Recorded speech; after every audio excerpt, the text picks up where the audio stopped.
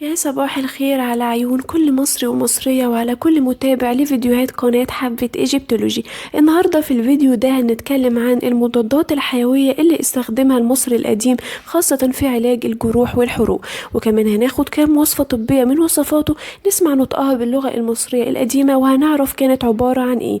ومصدرنا في الفيديو ده هيكون مقالة جميلة جدا لدكتورة سهام السيد عبد الحميد عيسى بعنوان المضادات الحيوية في مصر القديمة. يلا بينا نبدأ الفيديو دلوقتي مع بعض.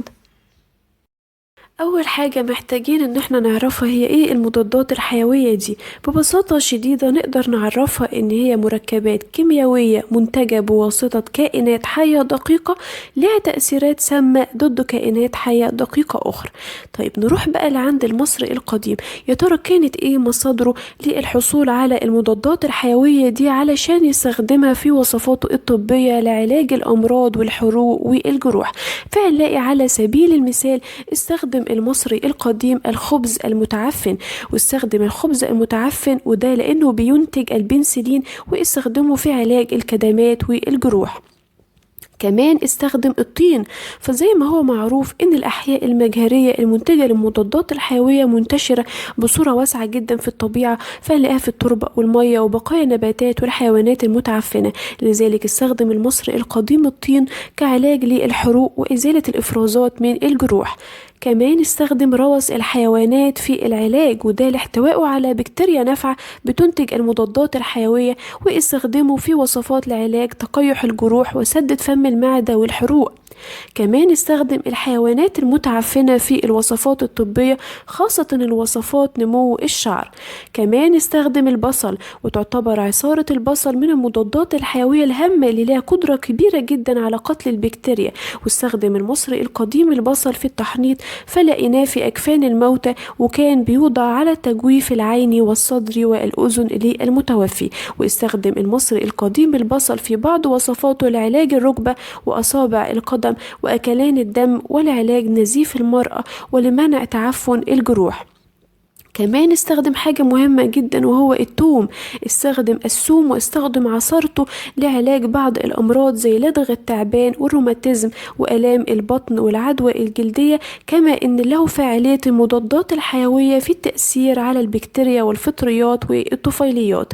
كمان استخدم الجميز، والجميز دخل في الكثير من الوصفات الطبية واستخدم كمسهل وملين ولعلاج أمراض جلدية زي الصدفية ولعلاج التهاب الأسنان منع حدوث الصديد في اللثة.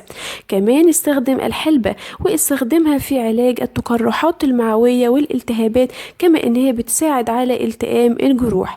كمان استخدم المصري القديم الحنة، والحنة في مصر بتستخدم من وقت طويل جدا كصبغة للقدم والأيدي والشعر، واستخدم عجينتها على الأصابع المصابة بالفطريات كمضاد قوي ليها، واستخدمت في تدليك الأيدي والأرجل المصابة بالقروح. كما ان الحنة بتساعد في مداواة الحروق، وورد استخدامها في علاج الصلع المبقع وهو مرض مسبب لسقوط الشعر. كمان استخدم الفجل واستخدم زيته لعلاج الأمراض الجلدية. وهنلاقي المصري القديم كمان استخدم الفلفل في وصفاته الطبية، فالفلفل فيه مركبات بتساعد في علاج المعدة، كما انه طارد للريح ومضاد للبكتيريا. استخدم كمان القرفة واستخدمها لعلاج الحرق المتعفن ومسكن موضعي ومرهم. كمان دخلت القرفة في وصفات لزيادة الوزن ولعلاج تقيح الجروح وورم الأسنان. كمان استخدم الصنوبر واستخدامه في علاج الحروق. وآخر حاجة مع بعض هناخدها هو استخدامه للعسل وشمع النحل، واستخدم عسل وشمع النحل في وصفات لعلاج الجروح والالتهابات عن طريق تغطية الجرح بضمادات مبللة بالعسل والزيت. واستخدم شمع النحل في وصفات كتيرة جدا لعلاج الحروق. دلوقتي بقى هناخد كام وصفة من وصفاته الطبية اللي المصري القديم دونها على البرديات الطبية زي بردية هيرست وإبرس اللي متسمية باسم العالم اللي اشتراها جورج إبرس. فعندنا وصفة طبية وردت في بردية هيرست رقم 89، كانت لعلاج الكدمة في اليوم الأول واستخدم فيها الخبز المتعفن. فبيقول لنا في الوصفة: بغرتنت حويت هيروتي بي بسن إن اقدو وتجارت سقي بس الجين داير حرقس. وصفة علاج الكدمة في اليوم الأول هو تراب الفخار، فاكهة الحنظل، ولباب خبز يدلك به. تاني وصفة بقى هي وصفة وردت ببردية إبرس، وهي رقم 522، كانت لعلاج الجروح. فبيقول لنا في الوصفة: بغرة نتوي بنو هيروتي بي عشقا أرحوا إف يوف إنكا أربو إرجرت حوا إف ورت ويتخر كسو حرتي إن إيت عوا أر سشر إف. وصفة علاج الجرح: في اليوم الأول دهن ثور ولحم ثور إلى أن يتقيح، أما إذا تقيح كثيرا فضمده بخبز شعير حامض إلى أن يجف. الوصفة اللي بعد كده هي وصفة ببردية إبرس رقم 482، وكانت لعلاج الحروق. بيقول لنا في الوصفة: حطعة امبغرت نتوبدت ايرت ار اس هيروتي بي عمعت كمت ريدي ار اس ايرت سنو هيرو حسو عود بسينج سش حرصا ار موت خبرت ريدي ار اس.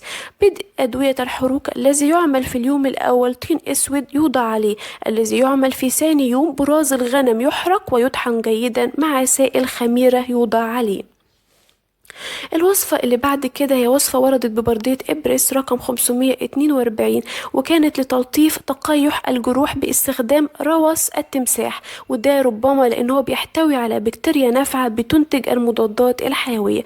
قال لنا في الوصفة: كتسنجم سيساوي بينو إين تمت سفخو جارت وع منح وع تامسح وع بيت وع نج سش إير امخت وعت ويتحرقس. غيرة لتلطيف قيح الجروح: سمك بلطي 7 سمكات، حنظل 1 وشمع 1 وبراز تمساح 1 عسل 1 يصحن ناعما ويخلط ويضمد به.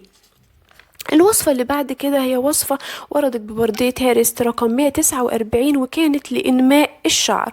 فبيقول لنا: قط بنوبسي ردي حرمرحة حواقف ميتت غيرة فار مطبوخ بيوضع على دهن إلى أن يتعفن مثله.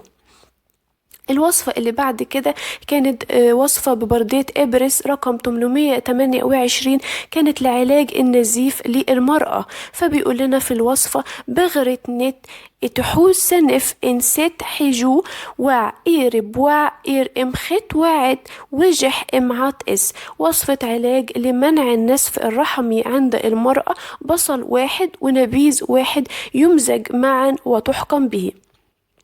الوصفة اللي بعد كده كانت وصفة رقم 741، وردت في بردية إبرس لعلاج التهاب الأسنان. فبيقول لنا في الوصفة: جير سروج نو وخدو ام إبح نكعوت وع أوريت وع بيت وع واج وع ستي وع نج تم ردي أر إبح لمنع حدوث الصديد في اللثة. فاكهة الجميز 1 فول 1 عسل نحل 1 ملخيط 1 مغرة صفراء 1 تصحن وتدق معا وتوضع على السنة. بكده يكون انتهى فيديو النهاردة من قناة حبة ايجيبتولوجي، وتعرفنا فيه مع بعض على مصادر المضادات الحيوية عند المصري القديم، واخدنا كمان كم وصفة من وصفاته الطبية. ما تنساش تشترك في القناة وتدوس لايك، وكمان تابعنا على صفحتنا وجروبنا على الفيسبوك حبة ايجيبتولوجي، سبت لكم الرابط تحت الفيديو في صندوق الوصف. كانت معكم سالي أحمد، حافظوا على أثاركم تحموا تاريخكم، بتمنى لكم هيرو نافر.